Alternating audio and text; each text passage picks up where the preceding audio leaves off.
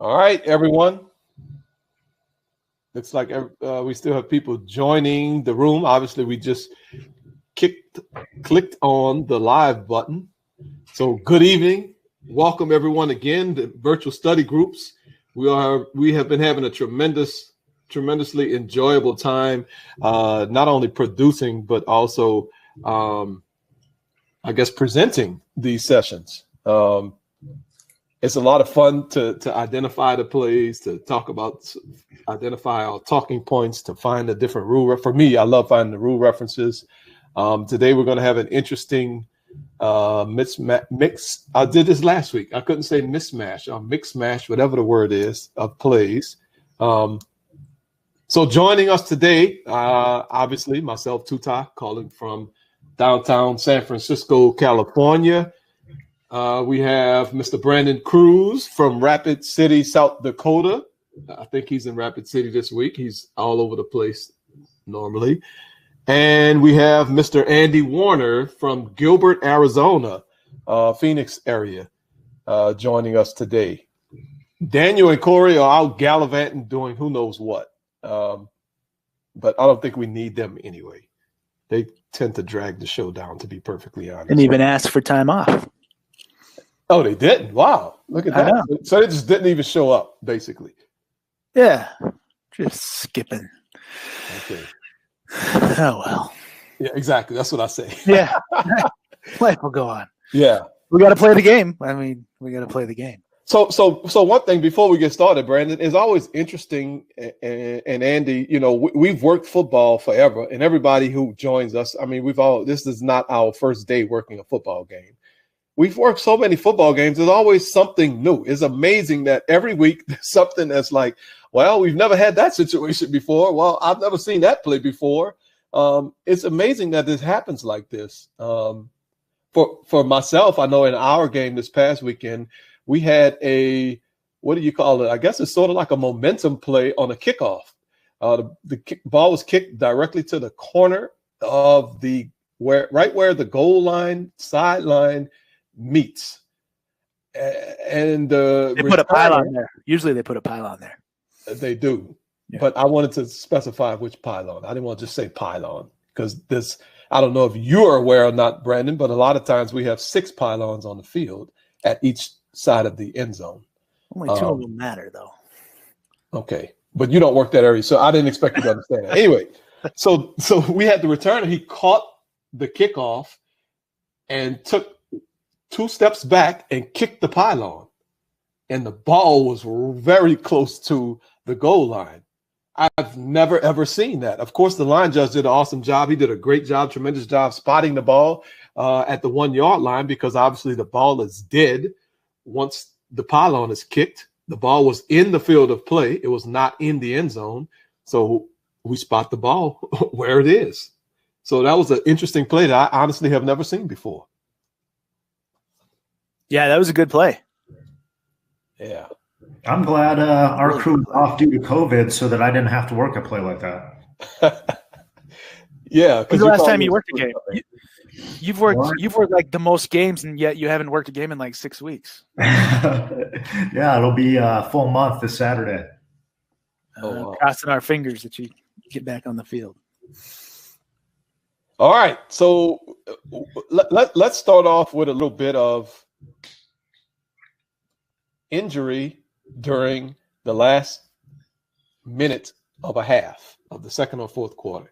So, I got to start the poll, huh, Brandon? All yeah. Right, let's start the poll. We have 2 plays. That this one is a couplet again, 2 plays. And we're asking for which of these plays does the 10-second runoff rule apply? We're looking at play number 1 right now. You can see the game clock.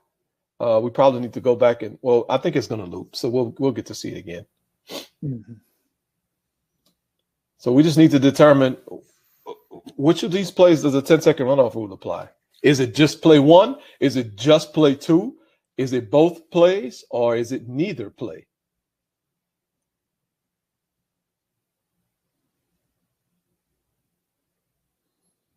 Yeah, so we're gonna work through just this simple question to start, and then we'll go deeper into the mechanics of all this. So there goes the guy limping off the field, getting helped off the field. Here's play number 2. Look at the clock.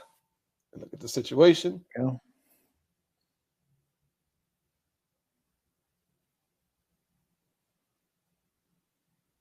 That's number 3 there, injured in the end zone for the team in white.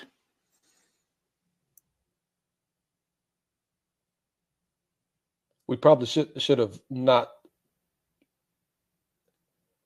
Well, we should have looped them quicker. Shorter? Yeah, whatever word. I was looking for the word. Yeah. I just want to make sure. There he is. He's getting helped off the field. Yep. We wanted to show all of that just to make sure we understood. Okay, so we have. So those are the 2 plays. And then let's look at it again just so one more time. Yeah.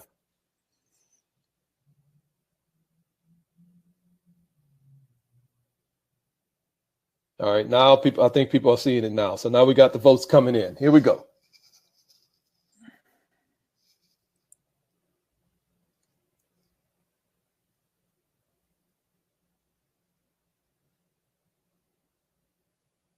There you go. This is good. I like it. Yeah. We Really have good. stuff to talk about.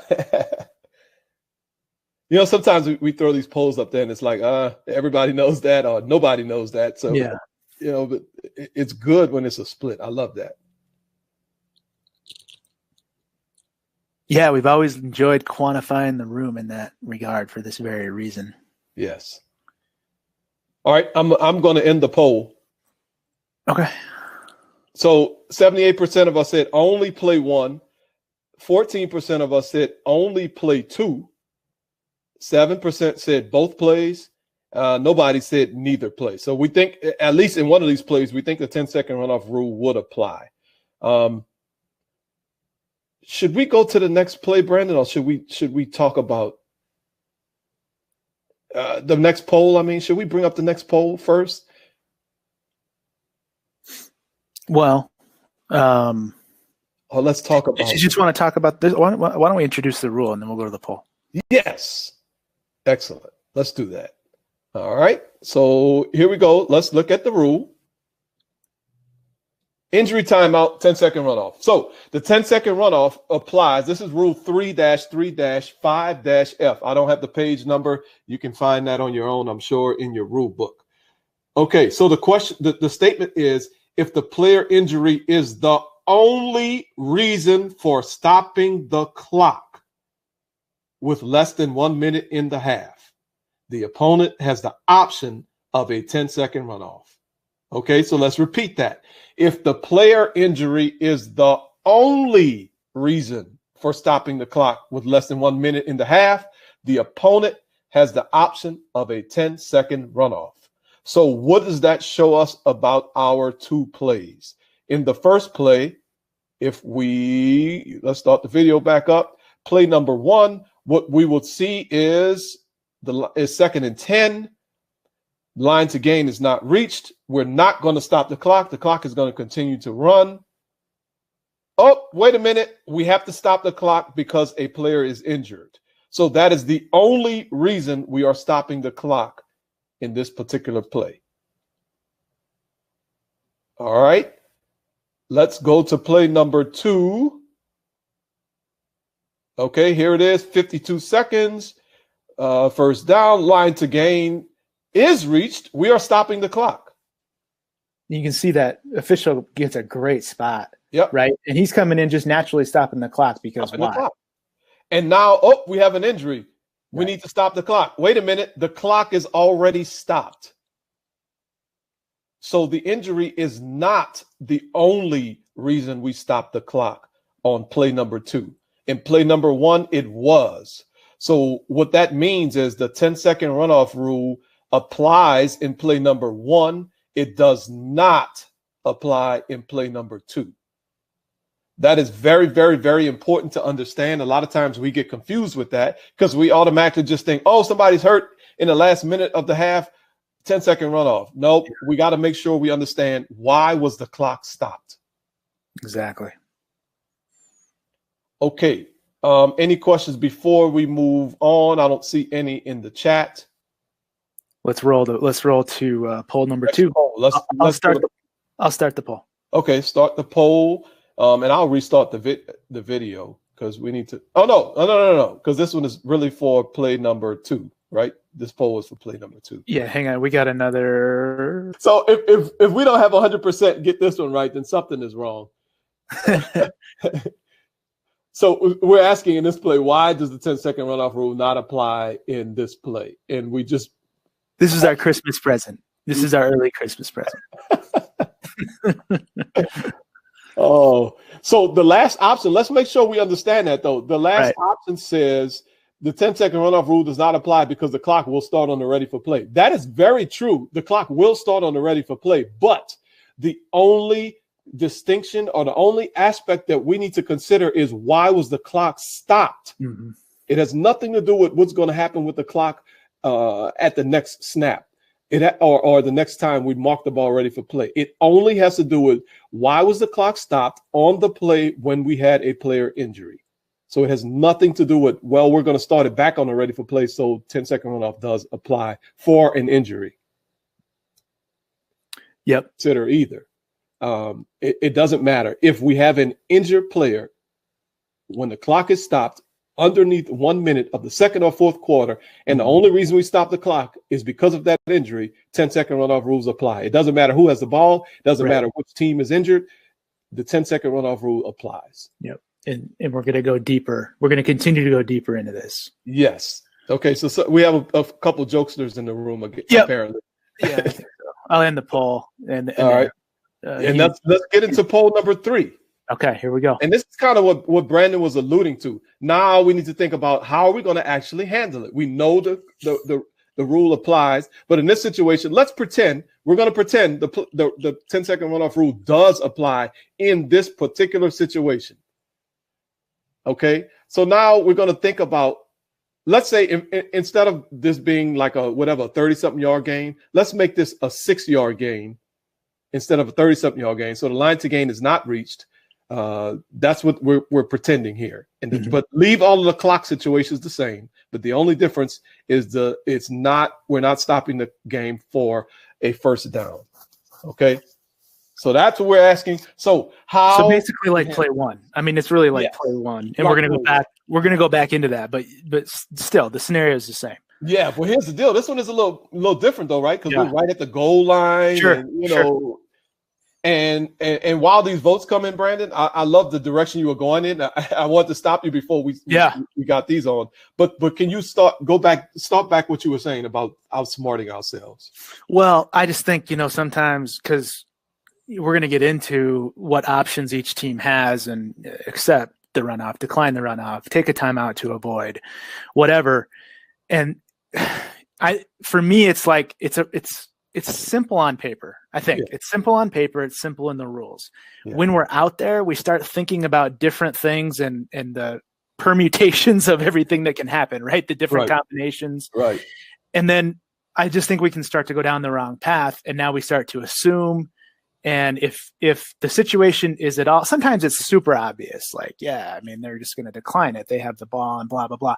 But we're still really getting into the options. We just don't want to make a stretch on these assumptions and then get ourselves down the wrong path and just start to confuse everybody, because we talk about efficiency and we're going to talk about that next. But the second we try to work with speed before accuracy, that really threatens to reduce or wreck our efficiency. Right. Right. So we ended the poll and 88% of us correct. Just like what Brandon is saying, let's not be smart. Like in a play like this, we could easily say, oh, wait a minute. Well, the offense is right on the goal line. They're probably going to score on the next play. So they probably do want the 10 seconds to run off, but then maybe they don't because they want to save it just in case they don't make it on the next play. And if I'm the defense, I definitely want to stop this game. And I want, because I'm going to get the ball back. Let's not get into any of that stuff. We deal with the rule, and then we apply the rule as stated. Let's not try to be coaches. Let's not try to be smart. Let's not try to prove our game. This is not the time to use game awareness from a football standpoint. Not the time at all. Let's just apply the rule. Yep. Perfect. So let me go, and then let's get into this. Let's really dive into these options because this play, we'll go back to play one here. Yeah. And we're going to see a clock start to overlay at the crucial point, and we'll expand and just kind of let this one play. And I think, it'll become clear what we're talking about. So again, the situation, we are definitely under a minute, and this is that situation. So the team behind in the score, although that doesn't matter, is the team with the ball. And then they also happen to be injured. Okay. Mm-hmm. So now look, the clock starts, and the clock isn't that important. It's really just for display purposes only. But we know this immediately. So the team that's injured. So what's the first option we have to consider? Are we going to apply the 10-second runoff or not? Does the 10-second runoff apply? Right. So yes, right. The injury is the only reason that the clock stopped. Just like our what if scenario on the last one. Yep. No, that is actually happening here. Yes. The injury is the only reaon to stop the clock. Okay. Yeah. So now we got to decide, and this is where we can start to outsmart ourselves. Well, maybe the offense will just take a timeout and we don't even get, no. Let's work the process here. So who do we go to first? So let's put Andy on the, who's the other team? The Oklahoma sideline, and I'll put myself on the Baylor sideline. Okay. So Baylor is injured. Baylor's injured. Okay. And they're on offense. Okay. So the opponent has the option of the 10-second runoff, correct? Correct. So what would you ask, Andy, the coach over there for Oklahoma? I would say you have a 10-second option. Do you want to run 10 seconds? Perfect. So if he says yes, so let me start here. If he says no, we're done, right? We are done. There. If he declines it, if the coach for Oklahoma, which is the defense in this case, really doesn't matter offense, defense, but they're the non-injured team. If the non-injured team declines the option for the 10-second runoff, we're done. We're just going to go back. The clock stays the same, and we're going to start on the snap. But wait a second. No, he says he wants it, for whatever reason here. And again, we could say, well, gosh, aren't they high-powered offense? Don't you want to get the no, stop. Stop trying to be strategic. That's their job. Our job is really to administer the game. So he wants it. All right, so now, Tutai, you're over with, in this case, Baylor, which is the injured team, knowing that the non-injured team wants the 10-second runout. Well, I'll stop you there. Even before I know if the non-injured team wants it, I would be over there asking him anyway. Coach, there's a potential for a 10-second runoff here. Do you want to take your time out if Oklahoma chooses to enforce the 10-second runoff? Okay, good. So you're being a little bit more proactive. I would be more proactive, absolutely, because we know the situation, and the option is on Oklahoma. And then if they say no, then I'll say, okay, coach, they decline the 10-second runoff. We're going to play on. Right. So again, we can talk about offense, defense, but I just think of this as non-injured team accepts. So now the injured team, let's talk about it though. What is their option? Just very explicitly. They can either choose to take a timeout to avoid the 10-second runoff, or they can not take a timeout and we will enforce the 10-second runoff. Right. So if they, in this case, what happened is the injured team, after the non-injured team said, yes, run 10, the injured team said, we're not going to use a timeout to avoid. Wow. Whatever strategic reason, whatever the analytics, don't care. They made the decision. They were very clear with that decision. We didn't make the decision for them. Yeah. We didn't guess. They told us explicitly, we're not going to use a timeout to avoid. Okay. So then now we got an announcement to make, right? So now we know that, in this case, Oklahoma has accepted the option of a 10-second runoff after an injury that stopped the clock under 1 minute, and Baylor, did not elect to use a timeout to avoid the 10-second runoff. So then we're going to instruct our clock operator to reset the clock from 48 seconds to 38 seconds and let everybody know the clock will start on our ready for play. Correct. Whistle, signal, whatever. Yes. And so it's interesting because it took us 6 minutes to break that down here on this platform, but this crew, the members of this crew did a really, really excellent job. And what this clock shows over the top of the play here is basically the time from when the crew shut the game down. You notice the injury, and I think we all maybe are the same with this. okay, he looks injured. And I know under a minute, you're like, well, gosh, I know we're going to get into 10 seconds. Is he injured? Okay, yeah, he's injured. So let's shut the game down. So then, okay, we start this clock over the top of this, and the play will loop again. But we start the clock over the top. So the clock goes from when we shut the game down until basically the clock operator resets, in this case from 48 to 38. Mm-hmm. And I thought kudos to the sideline officials on this crew. They just both did a great job. Both sets of them did a great job getting all of the communicated and administered in 57 seconds. Mm-hmm.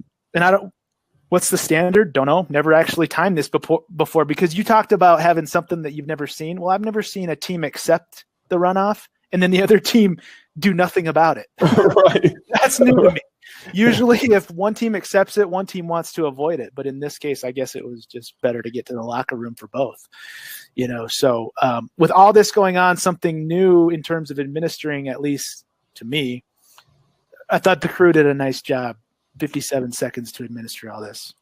Brandon, kind of piggybacking off what Tuta said a little earlier, and he's cheating because he's a former deep official, so that's why he knows the answer to this or whatever. But after we've run into this on different crews that I've been a part of, one time we had a pretty lengthy injury and getting the ball ready for play after going through this whole process and all that stuff, and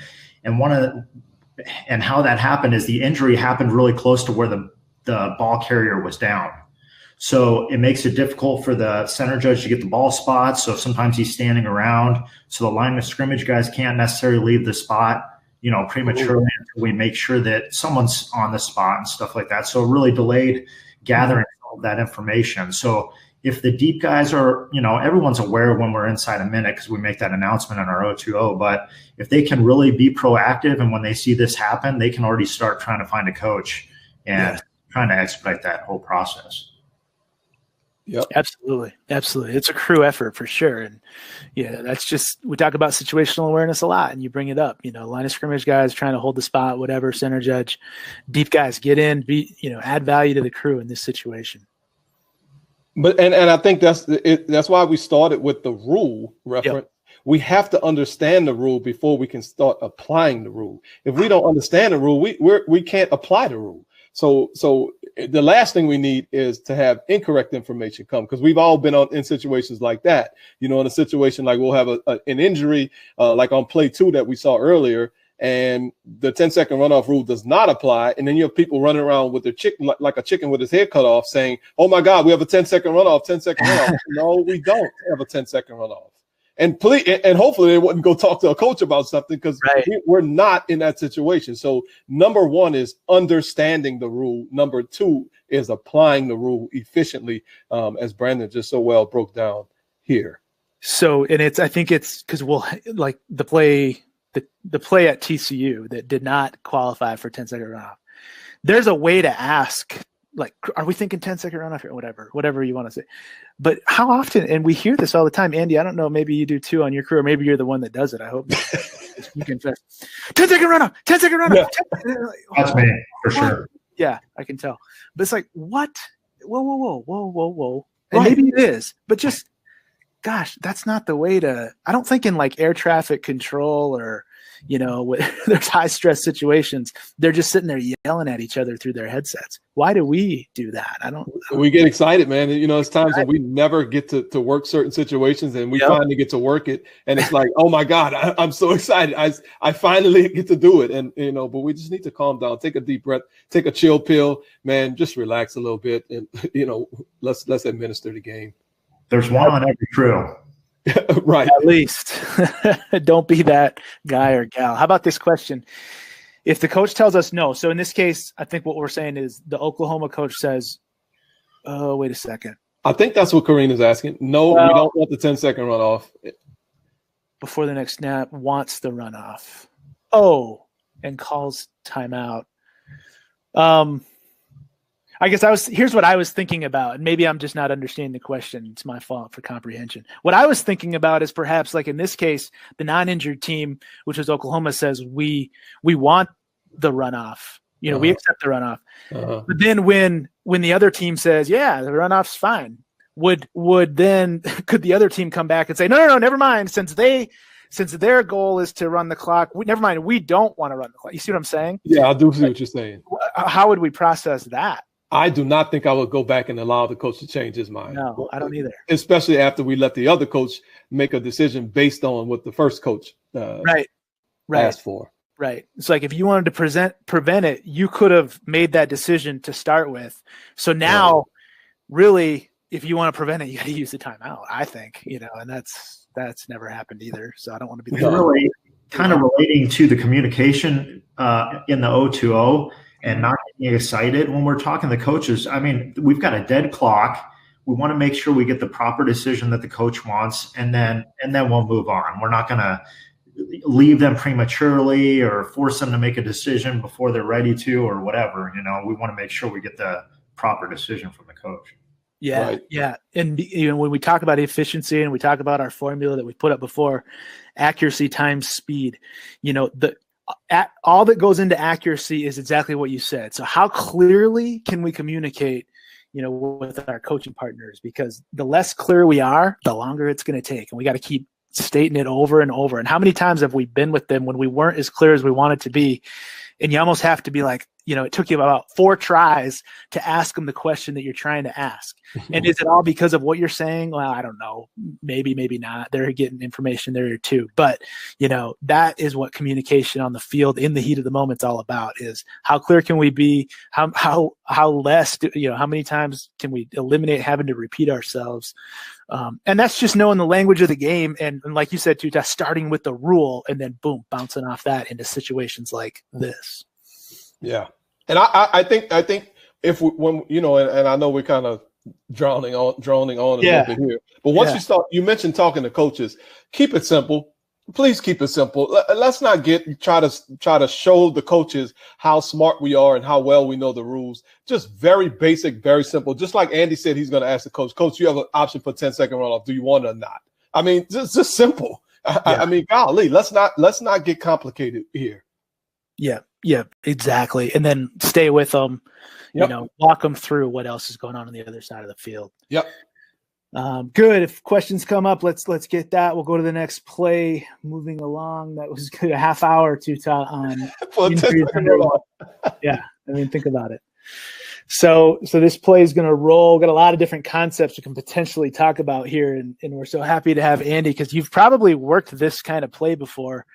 We got this great blue field to go off of too. So what do we see? We see, potential catch, potential runner, receiver, whatever, drag to the ground, ball on the ground.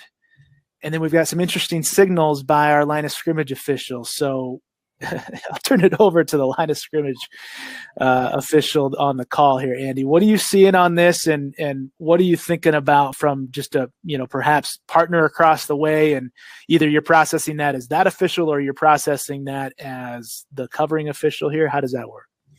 Well, so just like you said, as we're all coming up the ranks as a line of scrimmage guy, all we talk about is helping out from a cross-field spot perspective. Anything that's going to potentially be in the opposite line of scrimmage guy's side zone, then our antenna want to go up where we're going to potentially have a spot for them. And I talked way too long a few weeks ago about helping out your partner and stuff like that on a spot, but these are the ones that we really need to get right. And so we would, as the off line of scrimmage guy, our antenna want to go up on this. And really, we want to square off where he's reached the line to gain, because he has reached the line to gain. And we're going to stand there, and if we can tell that the opposite line of scrimmage guy has ruled a catch, like he has because he's coming up to an incorrect spot, then we want to make sure we come out onto the field cutting the clock, and then he's just going to simply adjust to us if you have a good working relationship like I talked about last time.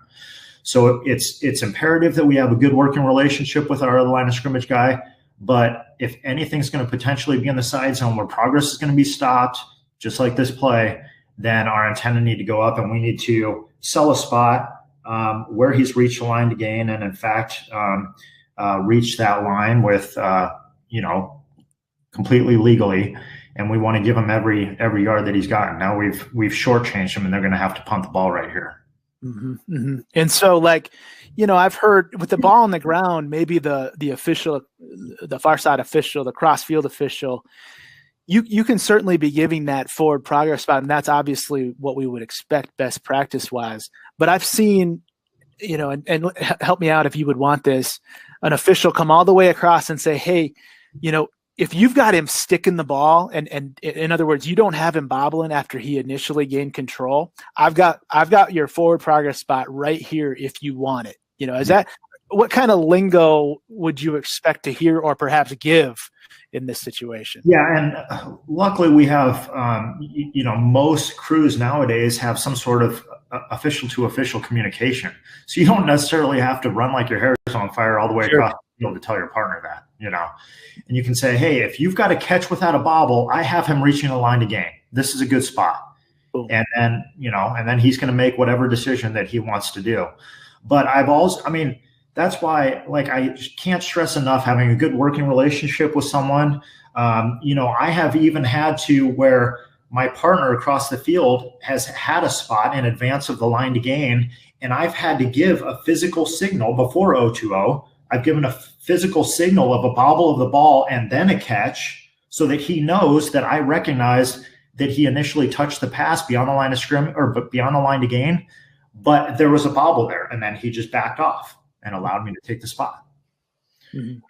So that's good, Andy. Then so that answers the question, because I know we just have a comment that came in about not being able to use 0-2-0, and we do have a number of members who don't use 0-2-0. So you would expect to have some kind of secondary communication. Then if let's say your cross-field partner is coming strong with the line to gain, then I love what you said. You will give a secondary signal to kind of tell them, look, this is why I'm spotting it where I am spotting it. And it's for everyone viewing the game. You may 100% know what happened in your mind, but you have to tell everyone else in the stadium what happened. Whether 10 people or 100,000 people.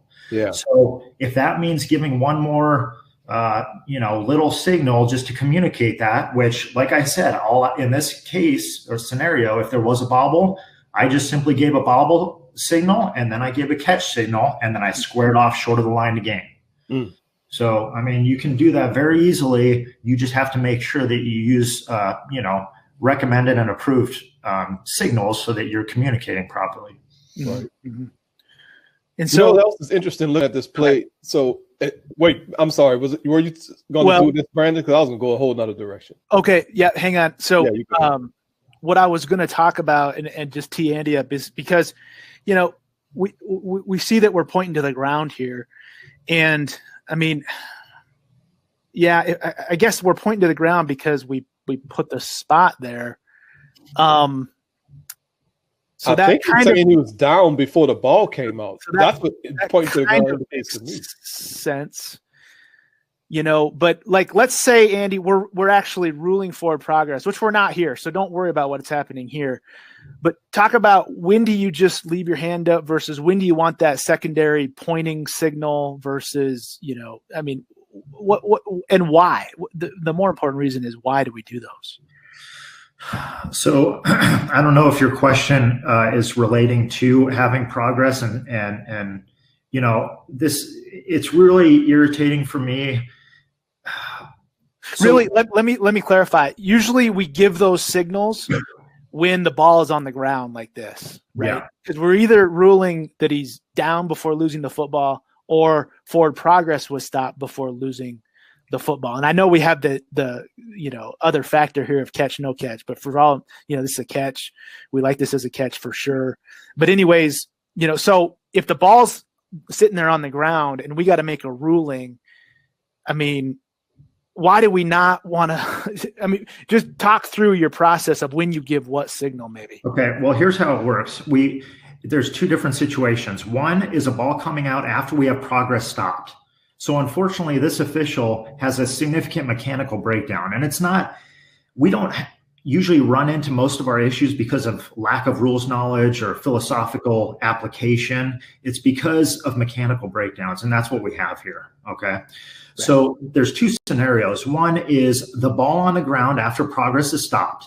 If that occurs, then we are going to, whether we've shut the play down with a hand up or we've cut the clock, we have to tell the referee that the ruling on the field is progress was stopped before the ball came out. And we utilize the referee to convey that message to everyone in the stadium. Okay. Right. It's not a physical signal that we use. Conversely, if we have a player that's going to the ground and the ball either comes out, in a relative close proximity time-wise to when he's going to the ground, and we've ruled he's on the ground before it comes out, then that's when we would utilize this signal of pointing to the ground of the player being down before it came out. Yeah. And it's really, I guess it probably fits more into a replay discussion, but, I think, most folks on the call are either going to be working with replay at some point, maybe already have.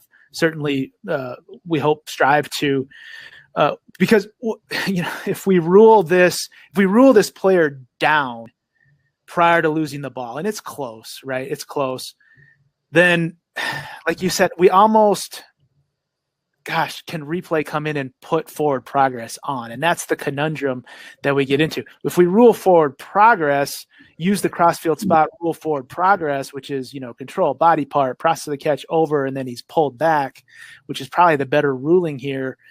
It allows us to more aspects of this play for everybody to help us get this play right. Would you agree with that? Yeah. I mean, we're simply, there's two ends of the stick to grab. Yeah. Unfortunately, we grabbed the wrong end of the stick. Yeah. I mean, it's pretty easy looking at the play looping over and over with different angles. But, if I can really quickly convey, like I did a few weeks ago, that if this official knows this is in his side zone and he's, takes an extra heartbeat as he's coming up the field and just simply glances across the field, he may have seen his partners just simply squaring off at the line of the game. Mm-hmm. And that would have solved everything. Mm-hmm. Yep. Yep. And if he rules that the catch has been completed, then he simply goes up to the line of the game, cuts the clock, and we move on. Mm-hmm. And then we won't even be having this discussion, Yep. All right, Todd, what rabbit hole were you going to take us down? I was going exactly where you went because from the replay perspective, we see an official pointing to the ground, which in my mind indicates that he says the player is on the ground prior to the ball coming loose. But like you were saying, I think the better option here is to have a forward progress spot, and then it is irrelevant with pointing to the ground at that point, because we've determined that the catch was complete, that the process of the catch was complete. Ball coming out is irrelevant because he'd already completed the process of the catch, and his forward progress was stopped in advance of where the ball came loose. Yeah, and even if this is a receiver going to the ground, which it's close, but I don't think it is. He still gets forward progress because it's control body. It doesn't even have to have body part in the process of the catch. It's control of the ball and then, significant contact by the defense stopping progress. And that certainly happens right at the line to gain. And it's just, the last thing we want is to leave our poor headline judge on an island here. We really need somebody strong across the field to give input, like Andy has talked about. Yeah. Okay, good questions about OPI. So there's a replay. There's a really good replay that shows potential for OPI. Tuta, what do you see from that number 2 receiver? So from what I see, the action itself presents itself as OPI, in my opinion. The defender does appear to start initiating contact, but the wide receiver really drove through the defender's body. However, remember, OPI, just like most other fouls, is a 2-step process. We have to see that contact, make our judgment on if the contact itself would apply for OPI. Then we need to find the ball and see, was the ball touched prior to this contact occurring, or was the ball touched after this contact was occurring? This is really, really, really tight from a timing perspective. But I personally would support this as being OPI. If I was on the field, I would think that I probably would throw for OPI for those particular reasons. Now, deal with whatever your judgment is, but my judgment and is that the defender did attempt to initiate contact, but the wide receiver drove through the defender's body, and the timing was such that the touch of the pass occurred clearly after the contact by the defender. Yeah, you can even see in the shot from the low end zone shot behind the offense, looking downfield, the deep guy has a hand on his flag, which we understand. I guess the devil's advocate would say that, well, let me just put it this way. If we're going to call this OPI, do not call this a pick. All right? Do not call this a pick, because this is where we get in trouble on OPI. Yeah. We say, well, he picked the man. No, he didn't, because a pick is something that sets, a receiver free from whoever's covering him, right? Or could potentially cover him. Mm-hmm. And I guess the devil's advocate for that would perhaps support not having OPI here is, certainly it's OPI-like action, but it's really not a pick. And what advantage did this give to the offense? And those would be the questions we could pose and discuss. Sure.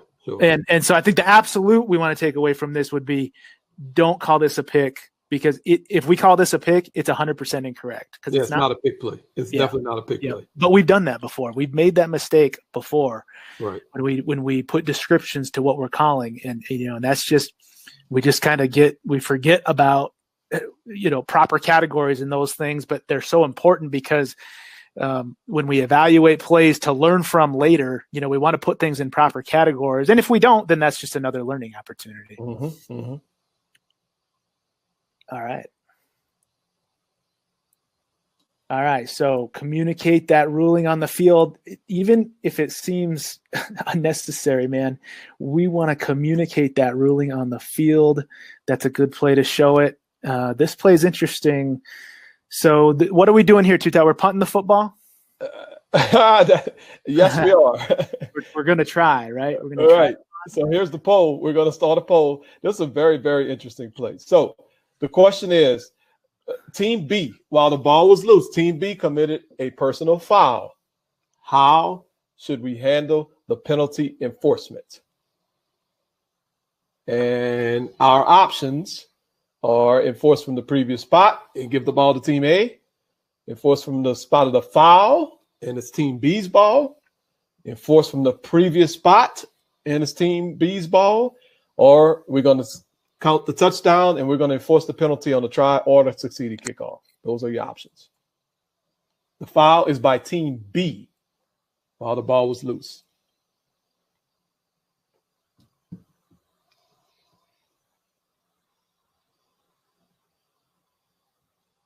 So that's the receiving team. That's even though it was not a kick. Oh man! Well, I would say, don't tell me, colors or team names. I want to know, offense, defense, kicking team, receiving team. Right. What do you call this? Exactly, and it's very important that I'm laughing because that really could help us understand, and that's what we're going to get into with the rule reference. Of course, everybody knows I love this kind of stuff. This is going to help us understand how we're going to enforce this. Yep.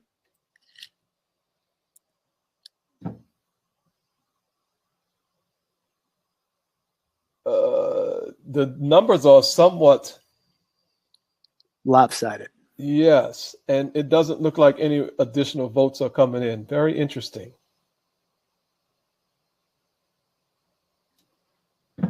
So maybe this one wasn't as hard as we thought. Well then, so let's go through this one, and then we're gonna change the scenario on the next poll, but same play. So let's end the poll. So again, when we talked about the 10-second runoff play, we have to determine why did we stop the clock. On a play like this, what do we need to determine? What type of play do we have? And so Brandon was joking, saying, kicking team, receiving team. Is this a kicking play? Is this we're punting the ball, right? That is something where we could really easily screw ourselves up if we just automatically say, oh, this is a punt play, this is a kick play. Well, is it a kick play if the ball never got kicked? Okay, so fouls during a touchdown. Fouls by the non-scoring team during a touchdown that ends in a touchdown. 15. Oh, no, I put this out of order. Shoot, because we have a foul by the scoring team. Whoops. Sorry. Right. Slides in the wrong order. There you go. So the thing we need to determining the enforcement spot and the basic spot on this play. Is this a running play? Is this a passing play? Is this a kick play? Is it a free kick play? So we have to know what it is, right? Because the basic spot tells us, based upon what type of play it is, what the enforcement is. So let's go back to the previous slide, play classification. So here are the 4 play classifications that we have in our game. There are no other type of plays that you can have. You can have a forward pass play. Well, we know this was not a forward pass play. Free kick play. Well, we know it's not a free kick play. Scrimmage kick play. Interesting. This is where we could go down a wrong rabbit hole where we say, oh, this is scrimmage kick play because they were punting. No, the ball was never kicked. So it is not a scrimmage kick play. So the only other thing that this could be is a running play. Okay. So a running play is any live ball action other than during a free kick play, a scrimmage kick play, or a legal forward pass play. So any live ball action other than those other place classifications that are above it. So we know that this is a running play. Huh. I just learned something. I'm not kidding. Seriously. No. Okay, cool. Forward pass, free kick, scrimmage kick. If it's not one of those, it's a run. Yes. This doesn't look like a running play at all, but let's carry on. I know. But it is. This is literally a running play. Because the snap is a backward pass. And, Yes, and it is. I think in Article 4-C right there, it tells us that. That's really interesting. Yes. Huh. Okay, so now that we know it's a running play, if we go to our next slide, Rule 10-2-2, determining the enforcement spot and the basic spot. Here, go to number D, letter D, basic spots for the various categories of plays, running plays. The previous spot when the related run ends behind the neutral zone. What the world is a related run? Okay.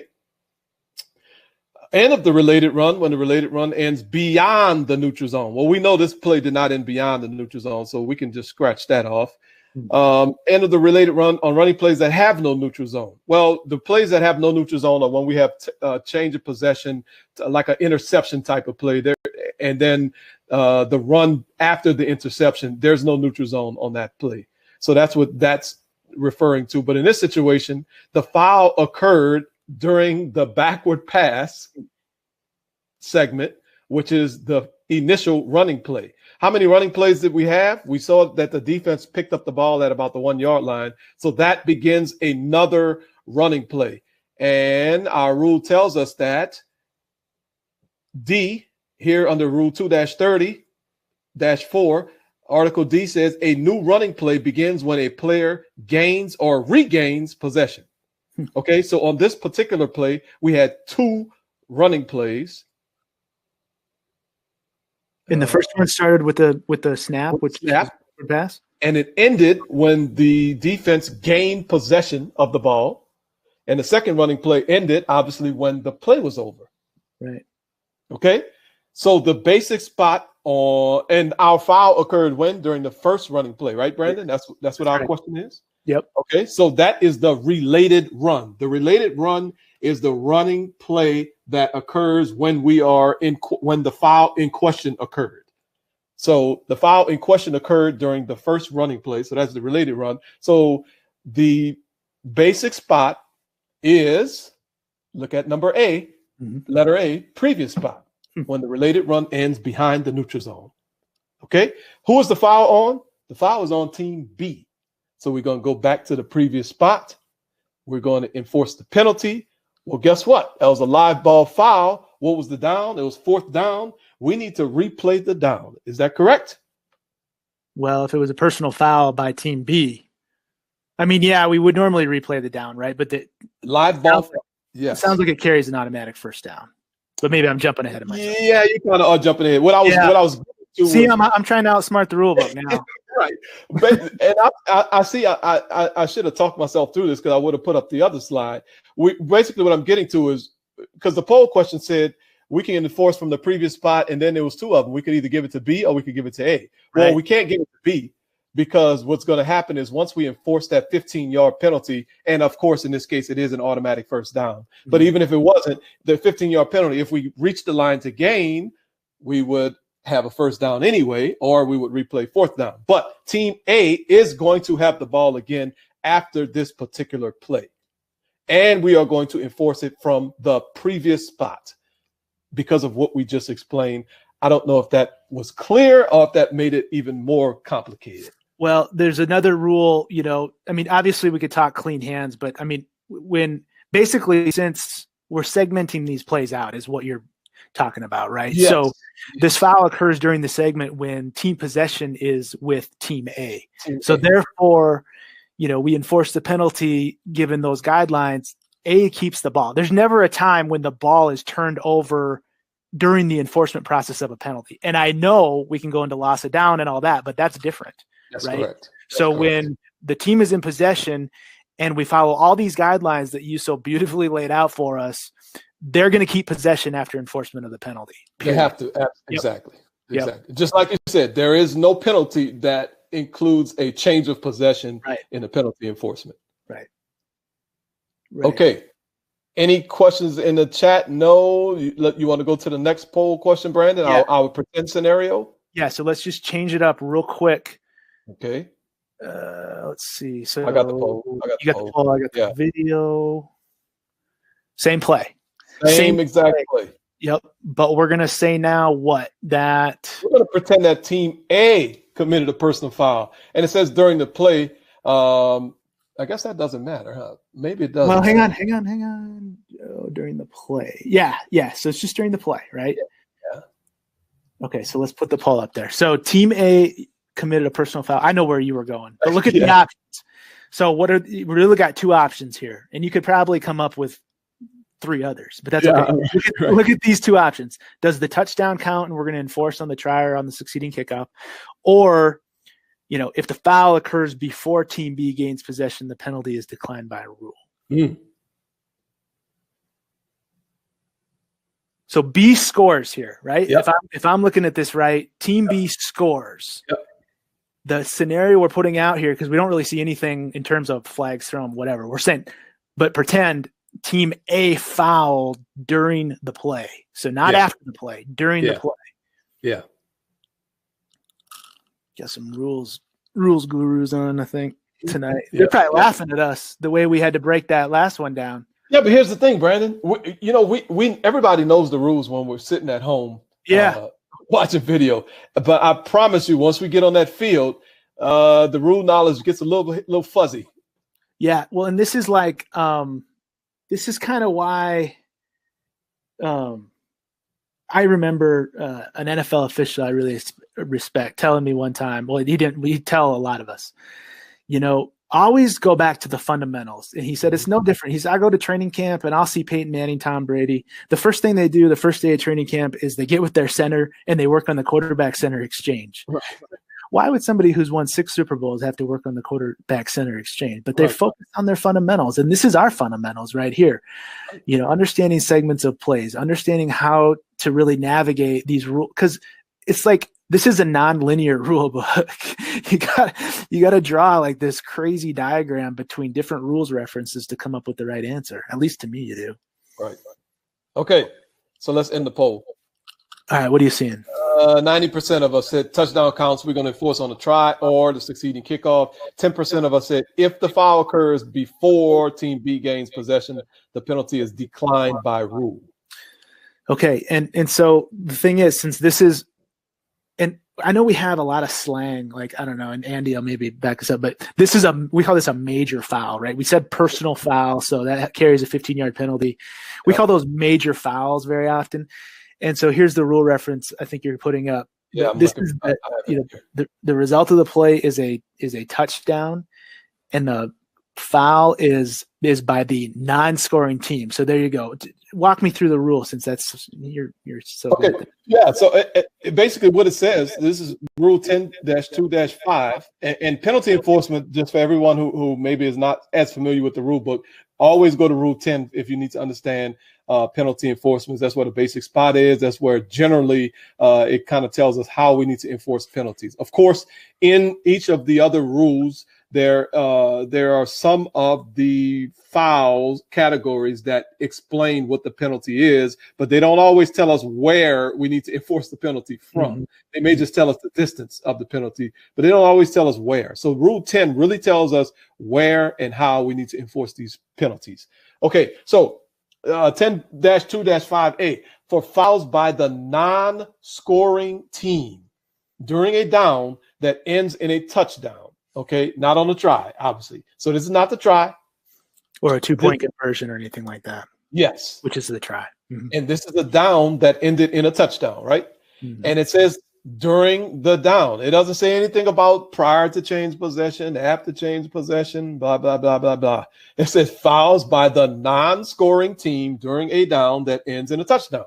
Pretty simple. Look at number 1. 15-yard penalties for personal fouls and unsportsmanlike conduct fouls are enforced on the try, the succeeding kickoff. And this part is blue this year. This is the new deal because we can go to extra periods, of course, now. That was a rule change this year. But they're going to go on the try or the succeeding kickoff, basically. Yep. So that was the first option that we had on our poll. And then if you look at the number 2, if you have, and what Brandon was getting to with major fouls, like we like to say major, that's the 15-yarders and all of that. But the 5 and 10-yard penalties are not enforced. And those penalties are declined by rule unless enforcement is made by illegal touching of the kick during the down. That's on punt plays. This is remember, like we talked about, This is not a punt play. This is not a scrimmage kick play. I don't care that they lined up in the scrimmage kick formation. The ball was never kicked. This is not a scrimmage kick play. It's not a punt play. It's just a simple 4th down play, running play. And if you want to go deeper into this, our Rule 11 podcast friends, I see that we're kind of, it's no shameless plug, Tyler. It's shameful. No, I'm just kidding. No, but it's a great episode, number 22, with MM, which is Matt Mills, a rules guru in his own right. All right, Andy, did we cloud that up for you at all, or are you with us on this rules stuff? Yeah, I'm thinking about not continuing officiating after that. This is what a segment is all about. A little bit more of something that you need to think about on the field when it's, normally we're used to other types of scores with carries of these fouls and stuff like that. So it's good to talk about. It is. So non-scoring team doesn't matter when, right? That's really the takeaway. Non-scoring team doesn't matter when. Scoring team, absolutely, it matters when. That determines who's going to keep the ball after enforcement. That's correct. Love the rules. You know what's interesting? We don't do much rules. We don't do enough rules. Like as officials, I feel like we don't do enough rules during the season. Right. Well, we all take those tests, but we don't. We don't. I think when you say do rules, Brandon, for me, I love to apply the rules. There you go. We're watching TV. We watch games all the time. All of us do. We watch on Sundays. We watch on Fridays. Some of us. I watch on Fridays. I love high school football as well. Shit. If anything happens if something happens during the game on a Friday or a Sunday, immediately ask yourself, how are we going to handle that on Saturday? Yep. What are we doing when I get in my college game? You should ask yourself that all the time. And if you're not doing that, then you're really like you're not eating all of the meat off the bone, as they say. I mean, you're leaving some meat on the bone, man. Look, yeah. It's a perfect opportunity to do that when you sit at home for 4 weeks in a row. COVID protocol. Yeah, see all the crazy plays that happen to others, and just be thankful you're on your couch. Yeah, but man, you have a knack of getting those crazy plays right, is what I've seen. Okay, so here we go. This would be a crazy play, Andy. If you were the line of scrimmage guy at the top, this would be a crazy play. So let's walk through this. Let's talk about a couple aspects to this play. But first, breakdown. We're going to see the whole play go, I believe, and then we're going to kind of segment this out. All right, so we're going to have some motion, some shifting. We're going to have a block downfield. We're going to have a pass that's caught. We got flags. Oh, boy. Let's go to the motion, the shifting first, Andy. Just break this down, how you process this. Yeah, so obviously the guy starting to go in motion, that's perfectly fine. But then when we have that other guy step up to the line of scrimmage, and, we've kind of gone back and forth a lot in our clinics and stuff like that, asking whether – can we just get away with calling this an illegal shift and continue to move on, or illegal motion and continue to move on? But kind of like how we talked about earlier about grabbing the wrong end of the stick, I think in this case and what we've been taught is if you don't just simply shut this down for false start, then we've grabbed the wrong end of the stick, and now it leads to another slew of issues throughout the play. So, it's Perfect. ugly from the beginning. Let me ask a clarifying question real quick. Are we ruling the false start for that guy stepping up towards the line of scrimmage just right at the snap? Is that basically what we're saying? Yeah, I mean, if you play that in live time, I mean, he's doing it, Oh, totally. Just immediately before the snap, and we've got this other guy in motion. So if you just shut it down, well, I think my point would be take away the outside receiver that starts right there at, the 0 of the 10. If this guy moves up like this on his own, you're still shutting that down for false start. Yeah, I mean, I did it, I think, in week 1 or 2 this year, and it's just glossed over by the grader where they say correct call because you're choosing the right thing to do out of the 2 alternatives. So. Gotcha. Okay, so we can loop back to that, but speaking of loop, so we're going to keep letting this loop, and we've got some more illustrations here. So now that is your line of scrimmage guy up there, and you make your decision, right? So in this case, the line of scrimmage guy decides illegal shift, which whatever. But now it's your receiver key that goes down and delivers a block, and then this ball's touched right here. Well, how are you processing all this? And maybe also talk about what you would expect as the offside line of scrimmage guy here. Well, so just because you have this action occurring right at the snap doesn't absolve you from the rest of your responsibilities throughout the play, right? So we have the number 2 receiver, unfortunately, who goes down. I think it's the number 2, right? If you go back to the top. Yeah. He goes downfield and he commits what would be a block downfield. So we need to kind of put that in our brain because remember we've got these multiple elements to offensive pass interference, right? So we've seen that he's illegally blocked downfield, and now we just have to wait to see if the pass crosses the line of scrimmage or not.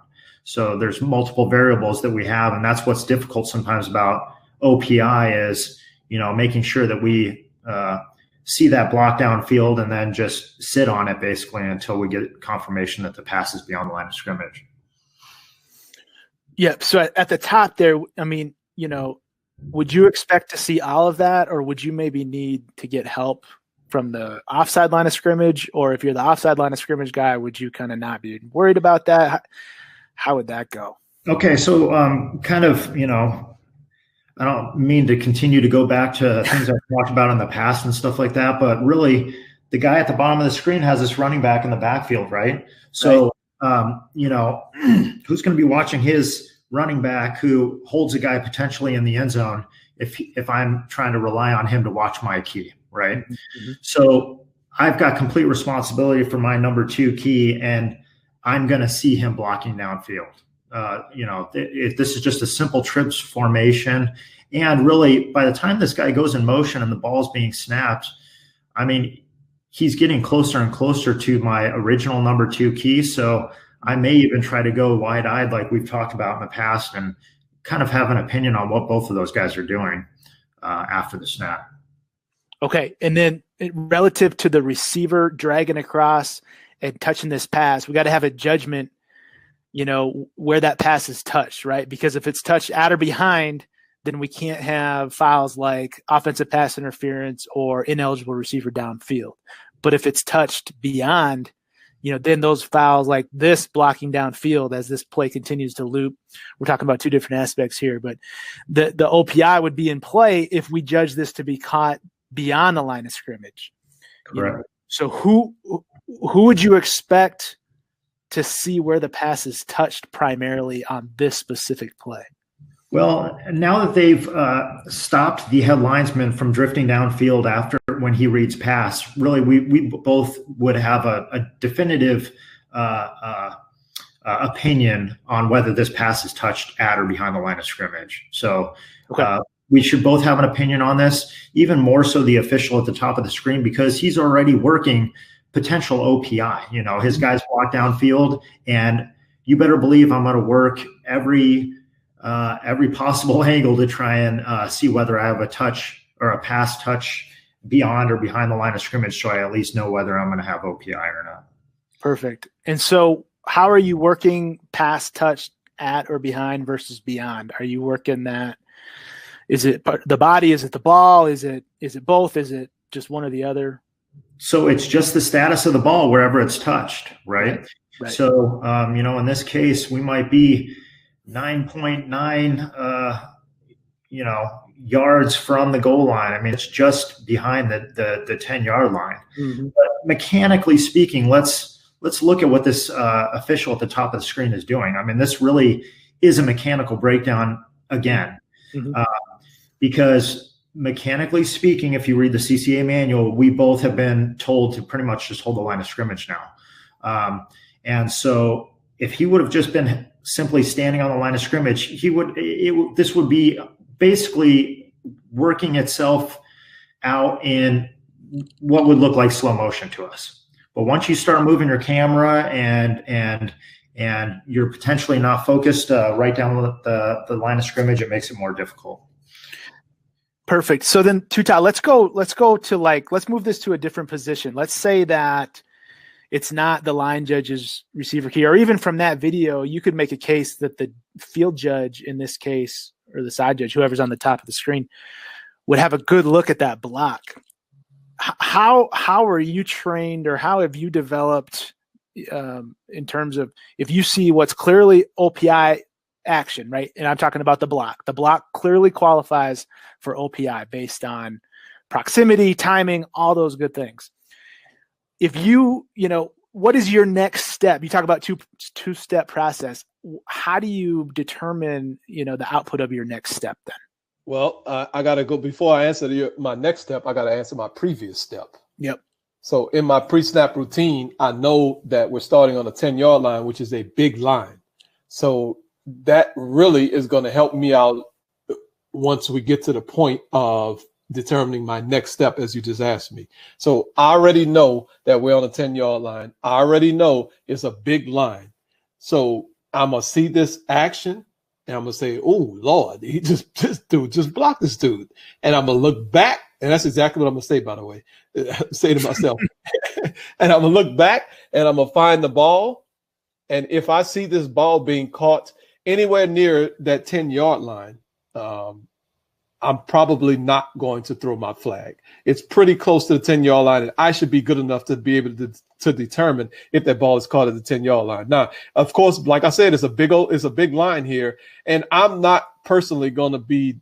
Let's say it's at the 10-yard line plus 1 inch. I mean, I don't care about that. Mm-hmm. Now, obviously, once we start getting into half yards and full yards, that's when, we used to have this old philosophy, give them a yard. That philosophy is long gone, at least definitely in our conference. I know other conferences may still do that. Our conference, the ball is, like Andy said, the ball is where the ball is. When it's touched, it is what it is. So I'm going to see the action. I'm going to find the ball. This one is a big line, so I should be able to work this on my own. If we're not on a big line and I have a general idea that it may be downfield, I'm going to throw my flag and I'm going to go straight to Andy and I'm going to say, hey, Andy, where was that ball touched? Where was that pass touched? And if he tells me it was touched behind the line, I'm going to go to the referee and say, I'm picking up my flag. There's no foul for offensive pass interference. The pass was touched well, that's the referee's. I'm making my own. I'm sorry. I'm picking up my flag because I don't have OPI. The pass was touched behind the line. Yeah, and so I guess I want to get into a when in doubt here because I know we've got the big line, and I know that we're really good from potentially 30 yards away to see that he touched the ball on top of this big line. And I'm not even kidding. You guys are amazing at that. If we're not on a big line and we have doubt of where that pass was touched, so just take me through that one more time. You are going to throw your flag, or if you think it's close, you're not going to throw your flag. So you have doubt. What I'm saying is everything's the same here, but you're just not sure because of where we're at on the field, whatever, where that pass is touched. So take me through how you're going to do that just one more time. Yeah. So actually what you're doing, this is about to be therapy because you're really about to make me go back into the last time I worked side judge in a game. Yeah. I actually missed an OPI because I lost the line of scrimmage. and the guy blocked, and the ball was caught 2 yards beyond. And I didn't throw my flag because I wasn't sure. Mm-hmm.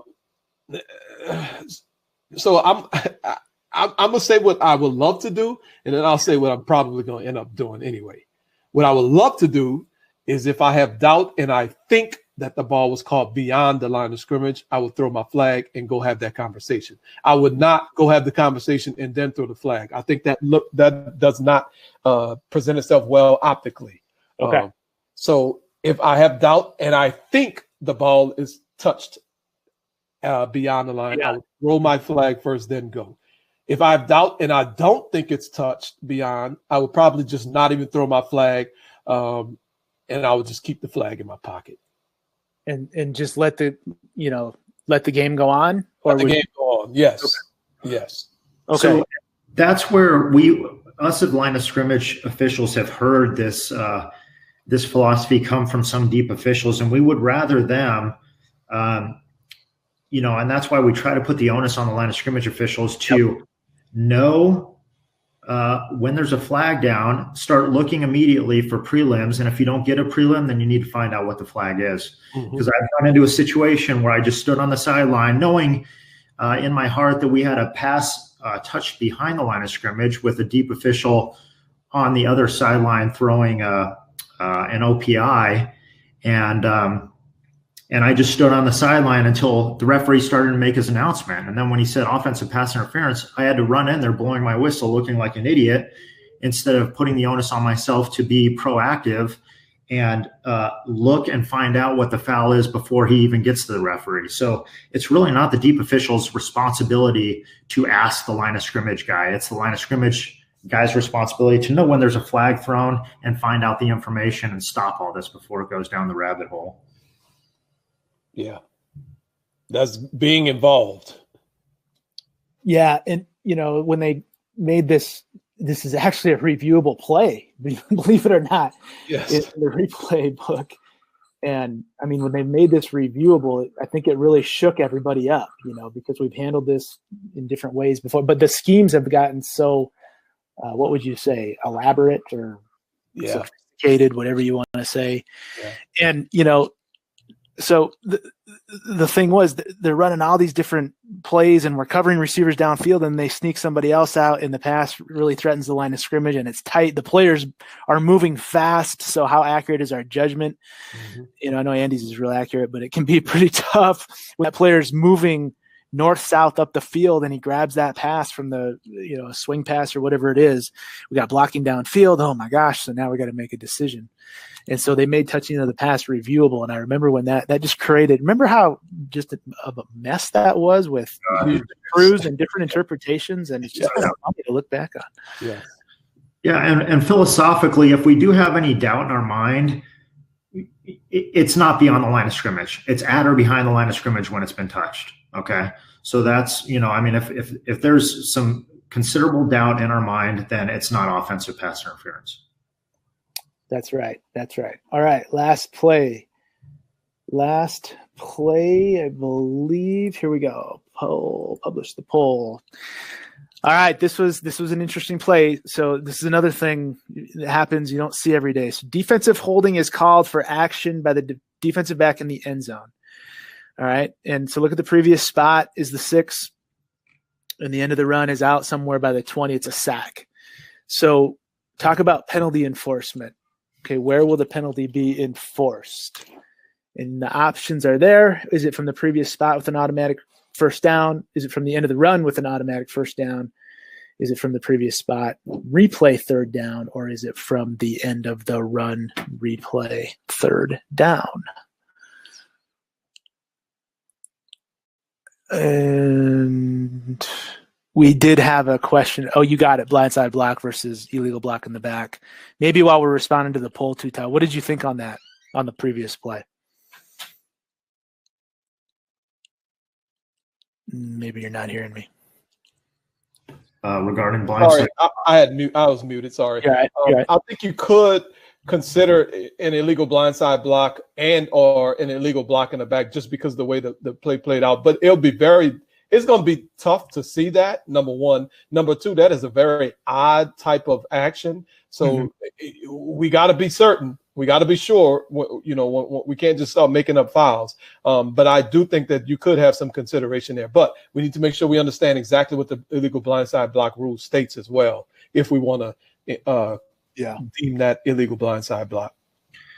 The cool thing is, from a safety standpoint, you're a lot more possible to get supported for a blindside block on action like that. And we don't have to worry about pass touch behind the line of scrimmage, beyond, and where the contact happened and all that stuff. It's just simply a blindside block. Right.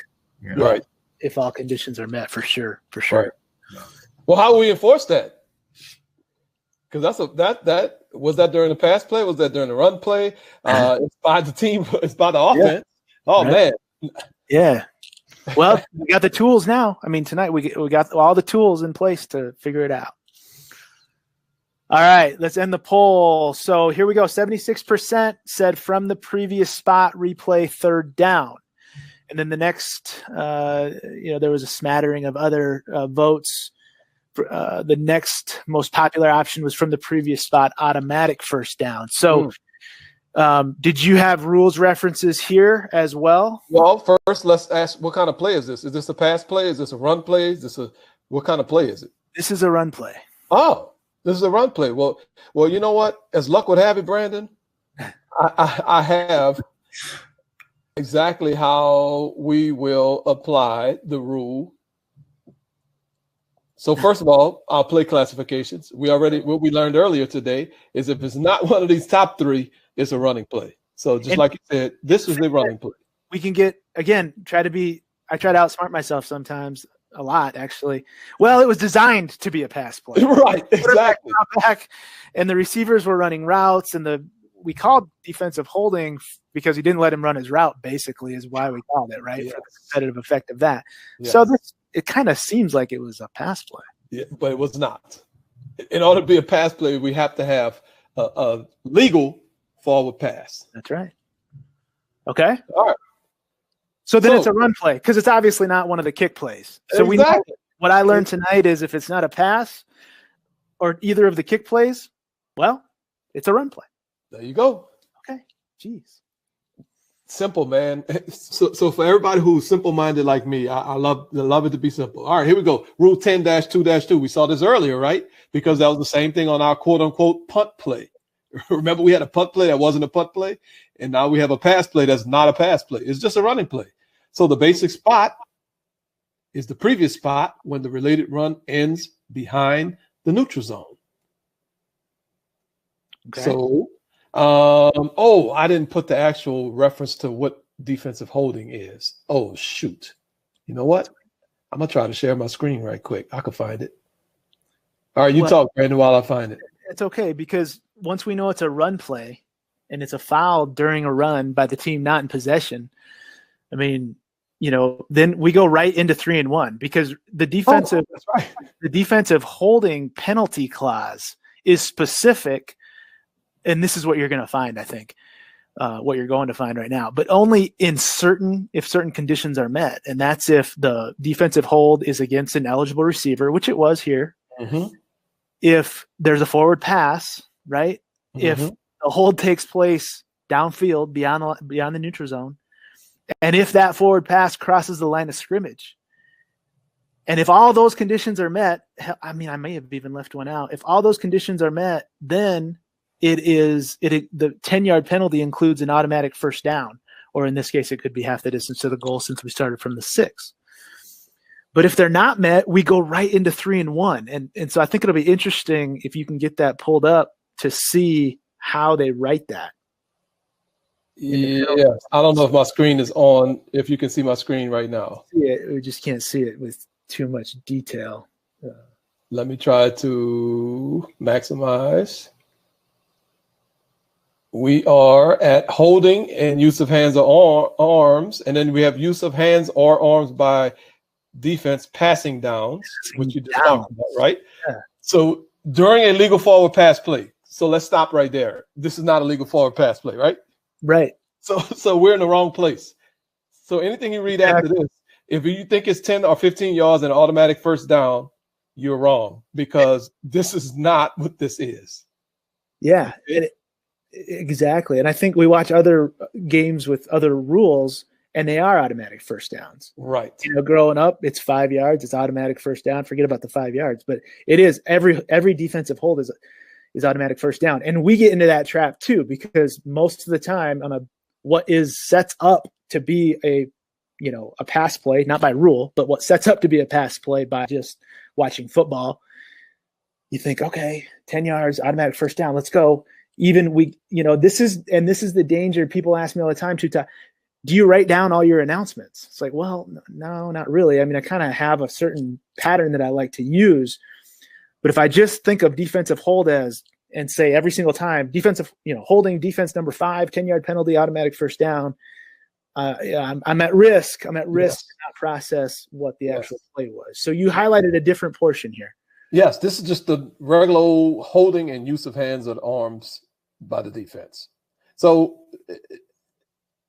the penalty is 10 or 15 yards. Now, it's not an automatic first down, but remember we talked earlier, sometimes these things don't tell us where we're supposed to enforce it from. Right. So this just says 10 or 15 yards.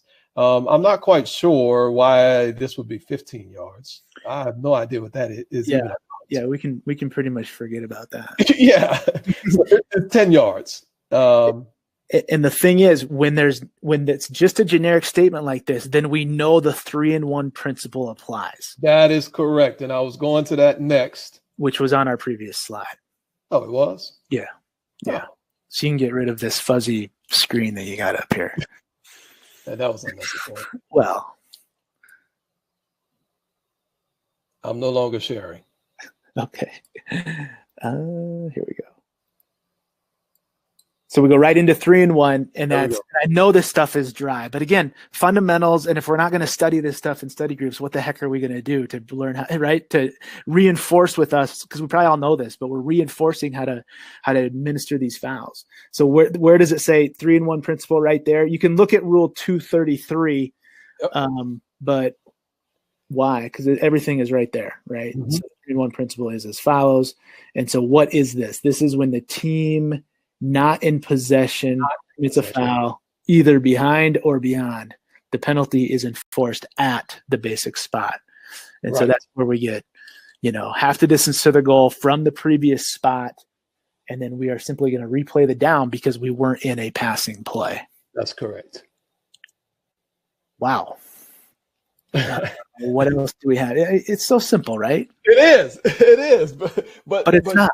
It's not, because we start, you know why? Because we know so much, and we've studied the rule book for so long, and we know so much that we start confusing ourselves because we start trying to make it complicated, and we start trying to get simple and cute. Not simple. We start trying to show how smart we are, and and start getting cute with these rules. Let's just keep it exactly as the rules state, please. Well, here's the other thing. What do I like to do? I like to be efficient, and I like to measure efficiency, and I like to see how fast I can go. Right. Well, if we go half the distance to the goal, automatic first down here, what happens to our efficiency? Zero.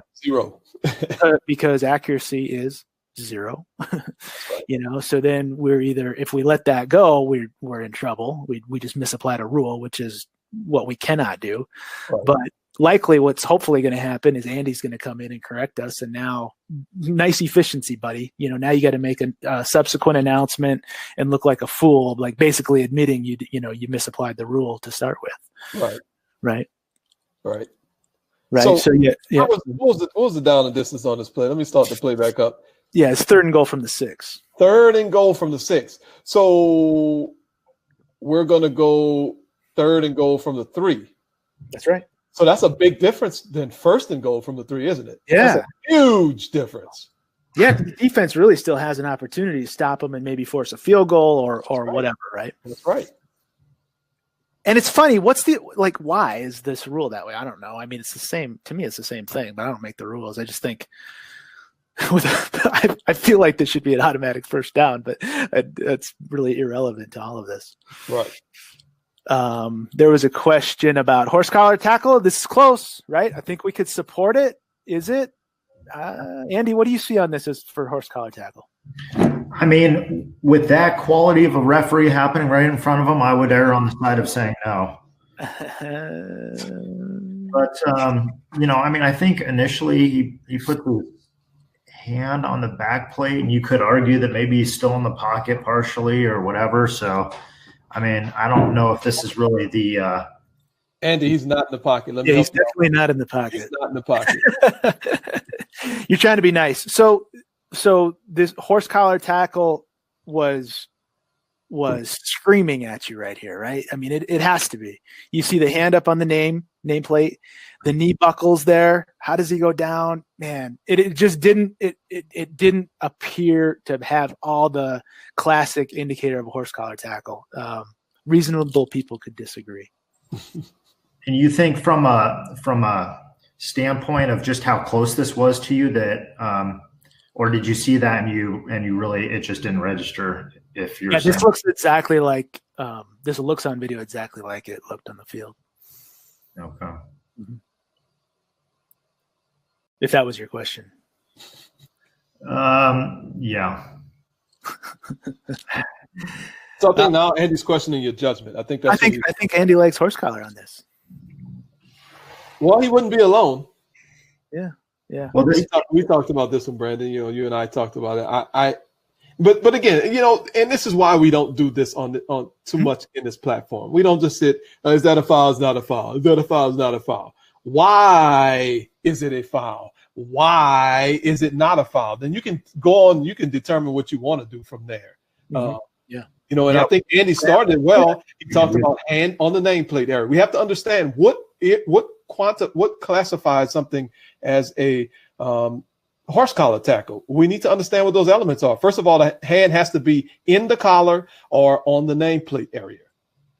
And then we have to have the player being pulled downward, right? Does it say backwards? Backwards or from the side? Backwards or from the side.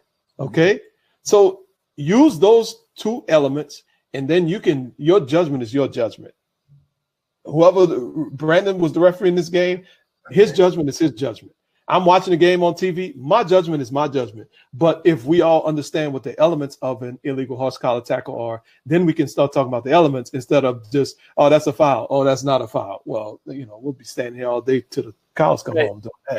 Because you can make arguments both ways, and there's probably correct pathways to go down. Announcement. What would you like ideally for your announcement on this with the defensive hold? Oh, I would keep it simple on this one. Mm-hmm. Holding number 28 defense. Holding number 3 defense, half the distance to the goal, third down. Mm-hmm. Mm-hmm. If it was a pass, that's when I would get into something else. Yeah, and like you mentioned, Brandon. Brandon, correct me if I'm wrong, but why you're asking is I think because you had to have a subsequent conversation with the coach and then still come back out and have to announce to everyone what had happened. Yep. Yeah. He obviously, the offensive coach is going to dial up a play thinking it's first and goal. And so the crew was good. The guys on that sideline was good about getting to him and saying, hey, I know you probably think it's first and goal, but by rule, this is a little different now. We got defensive holding on a receiver, but this is a little different. There was no pass. So we're going to replay third down, half the distance to the goal from the previous spot, so I don't know. I kicked around a couple different announcements, but Tuta, I think it's better just to keep it simple. Because what are you going to do? Like, you're going to go into all. I guess, where do you draw the line, right? Are you going to go into all those 4 criteria? Right. I was watching this live, and I like the simplicity of your. It was a great announcement, I thought. So, but it doesn't. The coaches are supposed to know the rules just as much as we are. So. Obviously we know that's not the case, but it doesn't mean that you should change your announcements. Right. Because they're really, half the time they can't hear him anyways. Yeah. They're not even paying attention. They really don't care. Right. So I think it's important, obviously, to say what the correct down is, and then get to the, get to the coach and just double down with him and say, hey, this is weird, but it does not include an automatic first down. Yeah.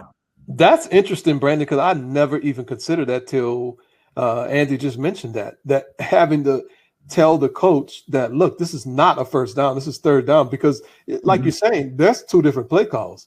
First and goal from the 3 and third and goal from the 3 is two completely different play calls. Yeah, depending on the team, it certainly is. I mean, we get that question all the time on the sideline, but in this case, it seemed like it just continued out where Brandon had to actually come over, and then it just complicates things or delays things or whatever.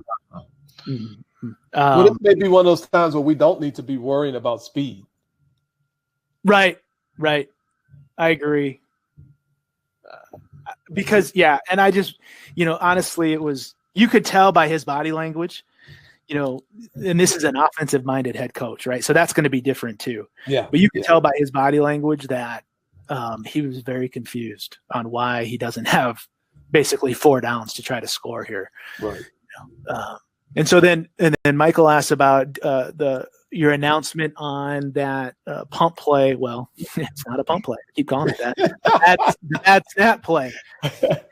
And how you would announce that, because that's interesting. Would you just say anything about when the foul occurs? I guess is my question.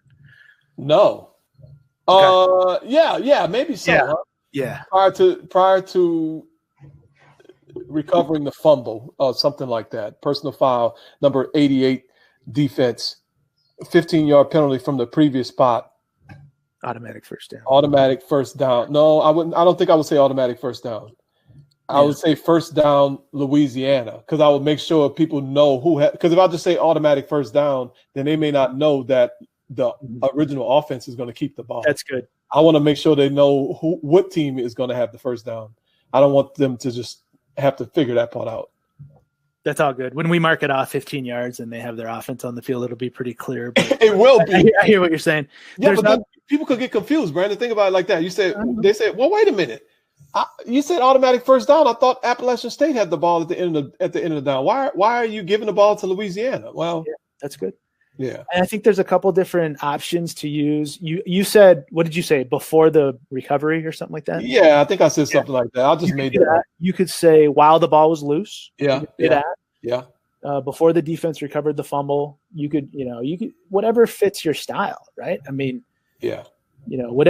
However, honestly, I think what it boils down to is however we kind of learn the rules, and then that verbiage comes out in these situations. Yeah. Like for me, it's simply while the ball was loose. While the ball was loose. Okay. No foul, defense number 88, 15-yard penalty, and I would just say automatic first down. Because for me, my pattern is I only say the team when there is like a change of possession. So then that's just a stupid thing for me. So automatic first down. You never say automatic first down when there's a change of possession. At least you shouldn't, because it's not. You don't. Right. I agree with that. Because we just said on this session that a penalty never really dictates possession. That's correct. So automatic first down means the team that snapped the ball just got an automatic first down. Okay, I can hear that. That's maybe just to me. That might be inside rules 401 instead of 101. What do you think, Andy? How would you announce it? Or did you go and hide somewhere? Oh, he put himself on mute. Maybe that's what he's trying to say. He would just shut up and wouldn't say a word. Right. Oh, man. Oh, this is crazy, man. Every week announcements. What if we just did a whole session, just instead of doing like 7 plays, did 20 plays and just did announcements and made complete fools out of ourselves? That might work. But of course, we only have a few referees on. I mean, everybody referee will start rolling their eyes. I was saying let's listen to Corey, maybe get Andy back. I mean, we're not going to let Daniel because nobody wants to hear his announcements. We could ask some others we could have chat announcements. That's a lot of typing. That is a lot of typing. Yeah, that's a bad idea. That one didn't make the cutting room floor. All right, Andy, thanks, man. Yes, sir. Thank you. I appreciate you guys inviting me to do this every time. It makes me a better official. So I appreciate it. Yeah, that's the secret, right? Doing these sessions, the thought we put into this, it really helps us. It does. It does. Yeah. Oh, Daniel Young actually said something in the chat. Do you want to ignore him or? Imposter. It must be an imposter. Oh, okay. What's up, Daniel? Glad you are alive and well. Tuta, thanks, man. Yes, thank you, Brandon. Thanks for giving us. We needed this rules. I feel like we needed the rules. I absolutely love the rules segments. Love them. Awesome. All right. Well, we're not going to stop. This was number 16, I think. It's either 15 or 16. We may have skipped one. It's 15 or 16, if you can believe that. So we're going to do number 16 or 17 next week, whichever one is right. Same time. What you're saying, Brandon. What's that? Lost the down is what you're saying. I may have. Oh boy. First time for everything. All right. Thanks for everybody. Great job in the chat. Great job, presenters. See you back next week. Be safe, everyone. Thank you.